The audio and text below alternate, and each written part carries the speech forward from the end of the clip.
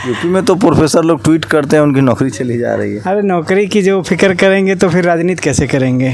बाबा साहब ने कहा था कि जुल्म करने वाले से जुल्म सहने वाला ज़्यादा गुनाहगार होता है, लेकिन वो दिन भूल यहाँ रघुराई जो 2 रुपया में भारतीय जनता के लोगों ने कथा कराई। लगा कि ऐसा कोई संगठन नहीं है जो संगठन आगे बढ़ के आए भी तो उन्हें जो है दबा दिया गया, वहाँ तक कि पहुँचने नहीं दिया गया। तो सरकारी नौकरी को जिस प्रधानमंत्री के पास बच्चे नहीं है, जिस मुख्यमंत्री के पास कोई औलाद नहीं है, तो वो दूसरे दर्द को क्या जानेंगे। दर्द तो वही जानेगा ना जिसकी औलाद होगी। अब देखेंगे क्या परिस्थितियां बनती हैं। जो बीजेपी के अगेंस्ट पार्टी आएगी मैं उस दल के साथ में बीजेपी को हराने का काम करूंगा। मैं इस समय लखनऊ में हूँ, जहाँ मिशन अम्बेडकर परिषद और पॉलिटिकल जस्टिस पार्टी एक सामाजिक संगठन है, एक राजनीतिक संगठन है। दोनों के प्रमुख मेरे साथ हैं। एक बड़ी बैठक हुई है लखनऊ में और मैं बार बार कह रहा हूँ कि पूरे देश में बहुजन समाज में जागरूकता आ रही है, चाहे राजनीतिक रूप से सामाजिक रूप से लोग जो है वो संघर्ष कर रहे हैं। क्या पर्पस था सर आयोजन का? देखिए, आज जो मुख्य पर्पस था, मिशन अम्बेडकर परिषद के जो पूरे देश के कार्यकर्ता थे, पदाधिकारी थे, इनसे हमारी बातचीत हुई, माननीय राष्ट्रीय अध्यक्ष जी से बातचीत हुई। इनका एक गैर राजनीतिक संगठन था जो चाहता था कि पूरे देश के अंदर जहाँ पे भी एट्रोसिटी होती है, इनका मिशन अम्बेडकर परिषद वहाँ पे पहुँचता है और प्रोटेस्ट करता है और जो पीड़ित लोग होते हैं उनका न्याय दिलाने का काम करता है। इसी उद्देश्य को लेकर पॉलिटिकल जस्टिस पार्टी का गठन किया गया। हमारी माननीय राष्ट्रीय अध्यक्ष जी से करीब 1 माह पहले बातचीत हुई। 3 चक्कर के दौर में इन्होंने अपनी कोर कमेटी से हमारी बात कराई और ये हमारी पॉलिटिकल जस्टिस पार्टी से पूरी तरीके से प्रभावित हो गए। इन्होंने कहा कि अब मुझे राजनीतिक संगठन बनाने की ज़रूरत नहीं है, क्योंकि पॉलिटिकल जस्टिस पार्टी जो राजनीतिक संगठन बना हुआ है, राजनीतिक दल बना हुआ है, ये मिशन अम्बेडकर परिषद की विचारधारा पे चल रहा है। इन्होंने मुझे आश्वासन दिया कि मैं पूरे प्रदेश से और पूरे देश से अपने जो डेलीगेट हैं, जो मिशन अम्बेडकर परिषद के पदाधिकारी हैं, उनको बुलाएंगे और बुला के सामूहिक रूप से मंच के माध्यम से पॉलिटिकल जस्टिस पार्टी का समर्थन करेंगे। तो आज इन्होंने पॉलिटिकल जस्टिस पार्टी का मिशन अम्बेडकर परिषद ने पूरी तरीके से समर्थन किया है और मैंने मिशन अम्बेडकर परिषद के जो राष्ट्रीय अध्यक्ष हैं भाई PL गौतम जी, इनको अपनी पार्टी का राष्ट्रीय महासचिव भी घोषित किया है। तो PL गौतम साहब हैं, राजनीतिक फैमिली से हैं। सर, क्यों ज़रूरत पड़ी कि सामाजिक संगठन छोड़ के राजनीति में आ जाए? देखिए, ऐसा है, वो बात नहीं कहते हैं, पर्दे की बात पर्दे में रहने दो, पर्दा उठ जाएगा तो भेद खुल जाएंगे।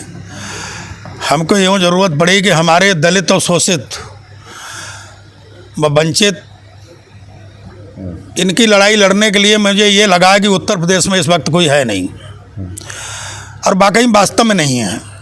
मैं इस लड़ाई के पीछे कहीं भी कोई थाने और दरबार SP या DM का काम आता है तो मैं रात के 12 बजे DM और SP को ललकारने का काम करता हूं कि तत्काल काम करिए दलितों, मसीहाओं, छोटे और बड़े और मजलूमों का। कोई किसी का काम है जो कोई अगर सताया जाएगा उसके बीच में हम मानेंगे नहीं।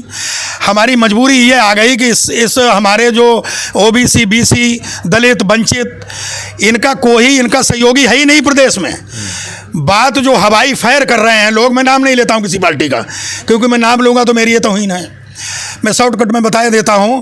मुझे ये लगा कि आज भारतीय जनता पार्टी की सरकार में ये मुसलमान, SC, OBC, BC सब लोगों के साथ में धोखाधड़ी हो रही है।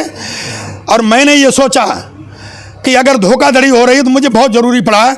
हमारे एक जज साहब हैं, राहुल जी, रिटायर जज हैं, उन्होंने कहा कि आप राजनीतिक खानदान से हैं, आप एक काम करिए, मैं एक फार्मूला देता हूं, तो हमने बताइए।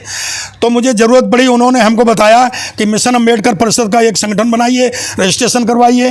तो हमने कहा ठीक है। और जब बाबा साहब का कर्जा खा लिया तो वो अदा करना तो बहुत ज़रूरी है। तो मैंने यूँ ज़रूरत पड़ी है हमको कि यहाँ उत्तर प्रदेश में चाहे सपा हो चाहे बसपा, मैं तो चैलेंज ही कर रहा हूँ अब, चाहे सपा हो चाहे बसपा हो, यहाँ दलित, OBC, BC की कोई सुनने वाला नहीं है। लेकिन मैंने ठान लिया है कि किसी समाज का अगर कोई काम है, थाने और दरबार है, DM और SP का, रात के 12 बजे उखाड़ने का काम करूंगा। और जिस तरीके से संभव मदद है रात के 12 बजे काम करूंगा। और किसी के ऊपर अन्याय हुआ तो उस आग में फांदने का काम PL गौतम करेगा। आप तो कह रहे थे सपा बसपा पर आरोप लगा रहे, आपको तो गठबंधन में थे पिछली बार आप लोग सपा के साथ। देखिए, ऐसा है कि गठबंधन में ज़रूर थे और हम आज भी गठबंधन में हैं। ऐसा नहीं कि आज गठबंधन में नहीं है, क्योंकि परिस्थितियां ऐसी हैं कि कोई विकल्प नहीं था हमारे पास। तो लग रहा था कि समाजवादी पार्टी उत्तर प्रदेश में सरकार बना लेगी। हमको हमारा जो मुख्य लक्ष्य था वो ये था कि किसी तरह से भारतीय जनता पार्टी को हम चुनाव मैदान में परास्त करके और अपनी सरकार बनाएं। क्योंकि अब ऐसा नहीं हुआ। अब क्या कारण रहा, ये तो मीडिया के लोग हैं, आप लोग जानते होंगे कि पूरे देश के अंदर, प्रदेश के अंदर क्या माहौल था। पूरे प्रदेश के अंदर ऐसा लग रहा था, मैंने माननीय अखिलेश जी के साथ में कई जनसभाएं की है, साझा मंच किया, ऐसा लग ही नहीं रहा था कि कहीं पर जो है सरकार नहीं बन रही। लेकिन कुछ हुआ, गड़बड़ी हुई होगी, आप लोगों को मालूम है, जो सरकार नहीं बन पाई।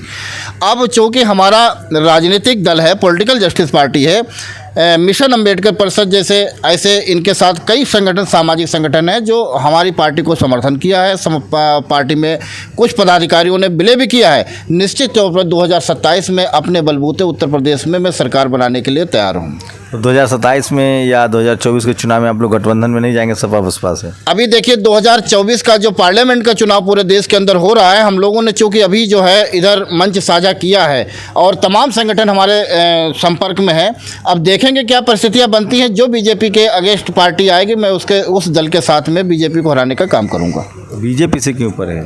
देखिए, बीजेपी से हमको नहीं परहेज है, बीजेपी से इस देश की प्रत्येक जनता को परहेज है। इस देश की ओबीसी, एससी, एसटी और माइनॉरिटी, दबे कुचले, शोषित, पीड़ित, वंचित समाज के लोग, उनको एतराज़ है। क्योंकि मैं भी दबे कुचले, शोषित, पीड़ित, वंचित समाज से निकला हुआ हूँ, तो इसलिए बीजेपी से हमारा कोई व्यक्तिगत नाराजगी नहीं। वो अपनी कार्यशैली सुधारे, उसकी कार्यशैली सुधर ही नहीं सकती है। वो इस देश में ऐसे काम कर रहे हैं जो देशद्रोह के काम कर रहे हैं और देशद्रोह के काम कर रहे हैं। आप लोग बीजेपी में जाएंगे कि नहीं? बीजेपी से गठबंधन नहीं करेंगे?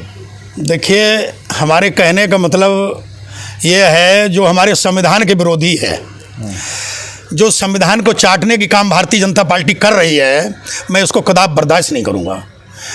हमारी एक ही परहेज है कि भारतीय जनता पार्टी के लोग, नुमाइंदे, वो ये जो भारतीय जनता पार्टी की सरकार केंद्र में है, यानी लंगड़ी लूली बौरी, ये सरकार को आगाह करना चाहता हूँ कि हल्के हल्के ये सरकारी संस्थाओं को प्राइवेट में कर रहे हैं। अगर ये इसको सुधार नहीं हुआ तो मैं चैलेंज करके कह रहा हूँ, पार्लियामेंट में धरना दूंगा और इनकी धज्जियाँ उड़ाऊंगा और चारों तरफ से घेराव करके अधिकार मांगूंगा। संविधान खत्म किया तो अपने आप खुद खत्म हो सकते हैं, लेकिन संविधान खत्म नहीं कराऊंगा। सर कटा सकता हूं, लेकिन सर मिशन अंबेडकर परिषद के लोग झुका नहीं सकते हैं। किससे संविधान को खतरा है? संविधान को खतरा है हमको भारतीय जनता पार्टी से। और सबसे ज़्यादा हमें खतरा है मोहन भागवत से। मोहन भागवत आरएसएस का राष्ट्रीय अध्यक्ष हैं और उसने क्या काम किया है कि वो हमारे लिए सरकार अगर चला रहा है भारतीय जनता पार्टी की, तो मोहन भागवत इस वक्त नागपुर में बैठ के चला रहे हैं। उन्होंने तो आज कहा है कि जाति और वर्ण खत्म करेंगे। ये तो सब बेकार की बात है, ये तो झूठे ढपोल के हैं, ये मैं जानता हूँ इनकी। ये क्या करेंगे, ये वो भी तो एक दिन इन्होंने कहा था कि 15-15 लाख रुपए देंगे हम प्रति खाते में, और खाली खाते खुलवा दिए, 1-1 रुपया नहीं डाला। उन्होंने ये भी कहा कि सरकारी नौकरी और अंग्रेजी की तरफ नहीं जाना चाहिए, सरकारी नौकरी छोड़ दीजिए और अंग्रेजी मत पढ़िए। तो सरकारी नौकरी को, जिस प्रधानमंत्री के पास बच्चे नहीं हैं, जिस मुख्यमंत्री के पास कोई औलाद नहीं है, तो वो दूसरे दर्द को क्या जानेंगे? दर्द तो वही जानेगा ना जिसकी औलाद होगी। हाँ, बताइए क्या बोल रहे हैं आप? संघ प्रमुख ने कहा है कि वर्ण और जाति लोग खत्म कर देंगे आप। देखिए, ऐसा है, संघ प्रमुख ने कहा है कि जाति व्यवस्था खत्म की। पॉलिटिकल जस्टिस पार्टी की भी मांग है कि जाति के खिलाफ कानून लाया जाए। मैंने अपने मैनिफेस्टो में ये घोषणा की है कि जिस दिन हमारी पार्टी सरकार में बनती है, सरकार में हम शामिल होते हैं, सबसे पहले हम देश के अंदर जाति के खिलाफ कानून लाएंगे। तो सोचिए, बहुजन समाज के लोग जो हैं वो अब आँख में आँख डालकर बात कर रहे हैं।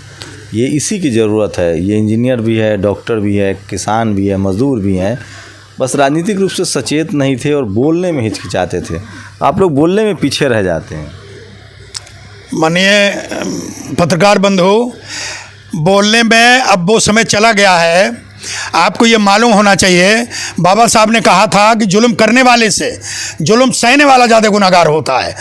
लेकिन वो दिन भूल यहाँ रघुराई जो 2 रुपया में भारतीय जनता के लोगों ने कथा कराई। मैं ये उनसे कहना चाहता हूँ कि अब हम लोग संघर्ष करेंगे, सर कटा देंगे, और लेकिन सर झुका नहीं सकते हैं। काफ़ी युवा भी पॉलिटिकली एक्टिविज्म में शामिल हो रहे हैं। अपनी क्या नाम है आपका? राज सिंह हेड़ा कांसेप। कहाँ से आए हैं? हरदोई से। आप भी शेड्यूल कास्ट हैं, यस तो नई पार्टी ज्वाइन कर रहे हैं, जी। तो क्यों राजनीति में आना चाहते हैं? राजनीति में इसलिए आना चाह रहे हैं क्योंकि हमारे महापुरुषों का जो संघर्ष है उसे मुझे आगे बढ़ाना है और आगे बढ़ाता रहूँगा और अपने समाज को लेकर के आगे बढ़ूँगा और बढ़ाऊँगा और अपने संविधान के प्रति हमेशा सतर्क रहूँगा और आगे करता रहूँगा आगे जो है। तो देखिए ये तमाम लोग हैं और भी बहुत सारे हैं। क्या नाम है आपका? पवन कुमार संघर्ष। क्या करते हैं आप पवन? मैं बिजनेस करता हूँ, रियल एस्टेट बिजनेस है। आप भी राजनीति में हैं या सामाजिक कार्य? नहीं, मैं सामाजिक कार्यकर्ता हूँ और मिशन अम्बेडकर परिषद का। और मुझे ऐसा लग रहा है कि हमारे जो ऐतिहासिक धरोहर हैं उनको ख़त्म किया जा रहा है और अभी जो इसका समतलीकरण हो रहा था अयोध्या में राम मंदिर का, उसमें हमारी बहुत सारी धरोहर निकली बुद्धिज़्म की, ठीक है। तो मुझे लगा कि ऐसा कोई संगठन नहीं है जो संगठन आगे बढ़ के आए भी तो उन्हें जो है दबा दिया गया, वहाँ तक कि पहुँचने नहीं दिया गया। इसमें कई संगठनों ने जो है बहुत बढ़ चढ़ के भाग भी लिया, लेकिन किसी प्रकार दिल्ली में मीडिया 22 प्रतिज्ञा लेने का विरोध कर रही है, बीजेपी विरोध कर रही है, यहाँ सब लोग बाबा साहब की बात कर रहे हैं। आपका क्या नाम है? सूट टाई वाले लोग ढूंढते रहते हैं। क्या नाम है आपका? पवन कुमार गौतम। आप भी राजनीति में हैं या जी राजनीति में हूँ। तो ऐसे तमाम लोग हैं, एक और युवा हैं। आपका क्या नाम है?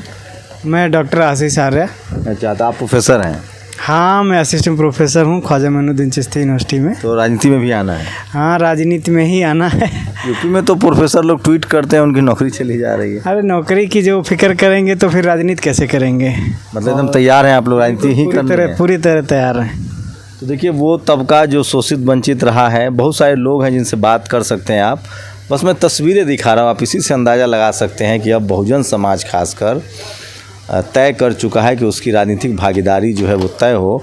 और इस देश में हज़ारों लाखों संगठन हैं, संसाधन के बगैर भी ये समाज जो है वो सड़कों पर लड़ रहा है। ये बड़ी ख़ास बात है, इस दुनिया में कम देखा गया है कि पीढ़ी दर पीढ़ी 2000 सालों से शोषित वंचित तबके से आने वाले लोग पिछले 75 सालों में संविधान की वजह से अपने पैरों पर खड़े हो गए हैं और वो अपनी भागीदारी का सवाल भी उठा रहे हैं। अभी राजनीतिक कठिनाइयाँ हैं, लेकिन मैं फिर याद दिला दूँ, राजेंद्र प्रसाद सिंह कहते हैं कि इस देश में जो बहुजन लीडरशिप वाली पार्टियाँ हैं उनके पास जनाधार है, जो सवर्ण लीडरशिप वाली पार्टियाँ उनके पास पैसा है। देखते हैं, लंबी लड़ाई है, लंबा स्ट्रगल है, लेकिन जिस तरह से बहुजन समाज के युवा राजनीति में आ रहे हैं उससे एक उम्मीद तो बनती ही है। आप लोग अपनी प्रतिक्रिया जरूर दीजिए। एक तरफ जहाँ लोग 22 प्रतिज्ञाओं का विरोध कर रहे हैं, वही बहुजन समाज के लोग तमाम विकट परिस्थितियों के बावजूद भी राजनीतिक और सामाजिक कारवां को आगे बढ़ा रहे हैं। आप लोग की प्रतिक्रिया बहुत ज़रूरी है। शंभू कुमार सिंह, नेशनल दस्तक, लखनऊ।